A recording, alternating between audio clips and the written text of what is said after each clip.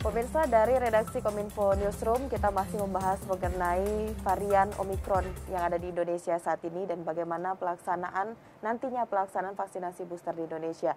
Pak Dirjen, tadi sudah Bapak jelaskan bagaimana vaksinasi booster ini.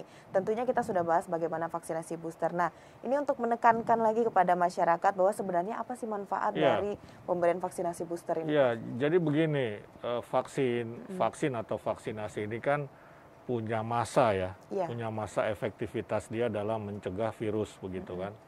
Nah, menurut penelitian ini kan 6-7 bulan ya, 6-7 bulan kalau untuk kasus COVID. Nah, karena itu diperlukan vaksinasi dosis ketiga atau vaksinasi booster. Ya, tujuannya apa ya? Supaya efektif lagi mencegah COVID. Nah, secara medis itu seperti itu, ya seperti itu. Nah, jadi booster ini bukan spesifik untuk Omikron, bukan, tidak ada hubungannya itu. Ya, tetapi COVID secara umum, apa itu Omikron, apa itu Delta atau yang lain-lain, varian-varian awal begitu kan. Nah, contohnya apa? Buktinya apa? Ya, para tenaga kerja, para nakes, ya tenaga kesehatan ini kan sudah di booster. Ya, sudah di booster di awal di tahun kemarin ya, sudah tahun kemarin. Kenapa ya? Karena mereka kan berinteraksi dengan virusnya secara langsung karena mereka mengobati atau merawat orang yang terkena COVID begitu. Waktu itu kan belum ada Omikronan begitu kan. Nah, jadi persepsinya jangan sampai muncul bahwa booster ini untuk Omikron. Tidak ada hubungannya. Ya, tidak ada hubungannya. Iya, baca berita gitu, Pak ya. Tidak ada hubungannya. Jadi booster ini adalah untuk mengefektifkan lagi,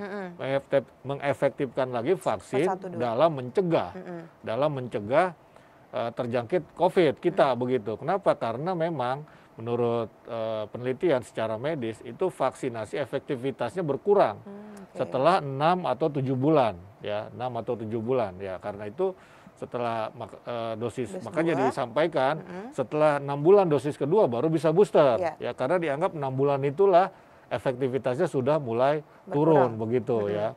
Nah, ada persepsi juga yang saya kira perlu diluruskan ya, bahwa sekali lagi itu kan yang namanya vaksin booster ini kan vaksin ketiga setelah yang kedua beres. Nah, karena itu pemerintah tetap akan membereskan, menyelesaikan vaksin dosis kedua begitu loh. Jadi nggak bisa dong dia langsung ketiga begitu kan. Bagaimana dengan ketersediaan vaksin? Oh, sudah kita siapkan. Ya, kita sudah punya 400 juta dosis lebih ya dihitung dari pertama yang sudah kita datangkan. Jadi itu aman karena kalau 70% yang divaksin dosis kedua itu kan 380 jutaan. Kita punya lebih stoknya begitu. Ya, jadi stok yang lebih itulah yang kita akan pakai untuk dosis ketiga. Jadi untuk dosis kedua itu sudah aman. Ya, jadi jangan khawatir bahwa yang untuk dosis kedua ini dipakai untuk dosis ketiga oleh orang-orang tertentu, ya tidak seperti itu begitu ya, karena prosedurnya sudah jelas kan bahwa harus dosis kedua dulu begitu. Dosis kedua dulu baru bisa dosis booster atau ketiga, dan stoknya itu aman dari sisi jumlah begitu ya. Oke, baik. Lalu kalau untuk siapa saja sasaran atau siapa yang bisa menerima vaksin booster ini, Pak? Ya, tadi sudah saya sampaikan ya, dia sudah umurnya dosis kedua, kemudian usia ini kan dewasa ya 18 tahun begitu kan. Kemudian syarat-syarat medis lainnya tentu saja ada secara detail, tapi intinya itu dia sudah dosis kedua, usianya 18 tahun begitu minimal. Baik, nanti bisa diklarifikasi juga Pak Dirjen bahwa kan sejauh ini kalau informasinya bahwa vaksinasi booster ini tidak wajib begitu Pak ya. Nanti kalau misalnya tidak wajib berarti tidak semua masyarakat berkenan untuk melakukan vaksinasi. Lalu kalau kita punya target gimana Pak upaya yang kita lakukan untuk bisa mencapai target itu nanti? Ya, sejauh ini kita belum punya target.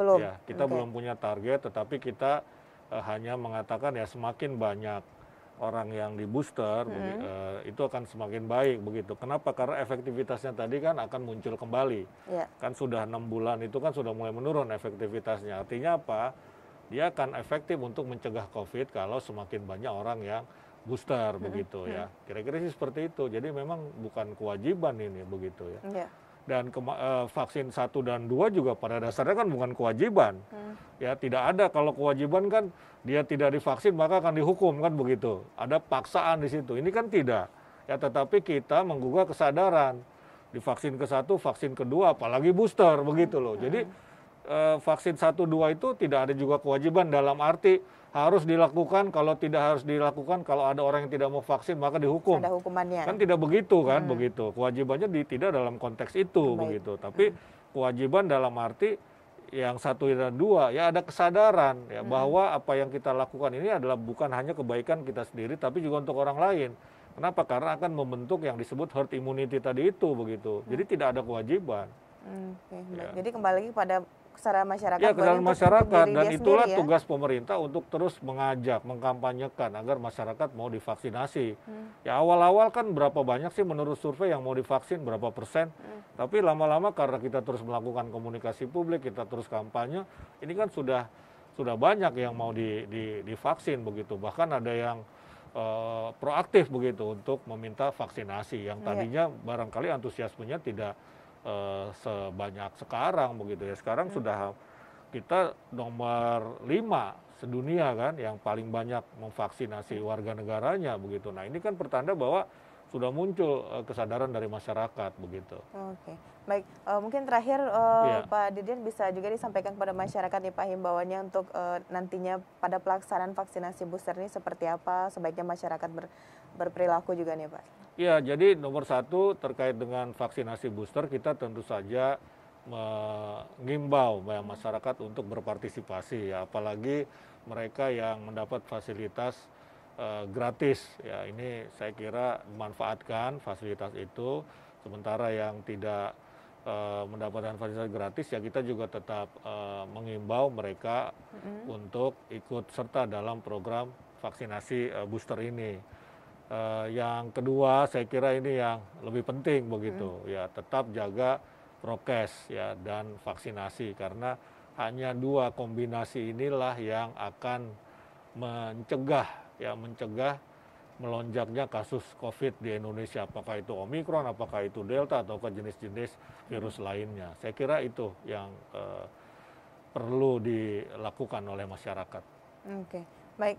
Terima kasih Pak Dirjen telah memberikan edukasi pada masyarakat tentang pentingnya vaksinasi dan juga bagaimana bahaya dari COVID-19 tentunya, salah satunya varian Omikron saat ini. Baik, terima kasih Pak Dirjen. Dan pemirsa, tadi kita sudah bahas bersama dengan Pak Dirjen IKP Kementerian Kominfo Republik Indonesia. Tentunya hal yang harus kita pahami adalah bukan hanya vaksinasi yang dapat mencegah nantinya penyebaran dari COVID-19, namun juga protokol kesehatan di masyarakat juga harus lebih ditingkatkan lagi.